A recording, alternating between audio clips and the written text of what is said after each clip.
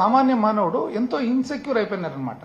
మరి educated people ఎవరైతే ఉన్నారో ఆ రోజు ఈ పరిపాలన వలన వెల్ఫేర్ వలన చాలా అన్యాయం జరిగిపోతుందని అనేవాళ్ళు చీవరికి వచ్చేటప్పటికి మూడంతలు చెప్తే కూడా చూస్తూనే ఉండాలన్నమాట.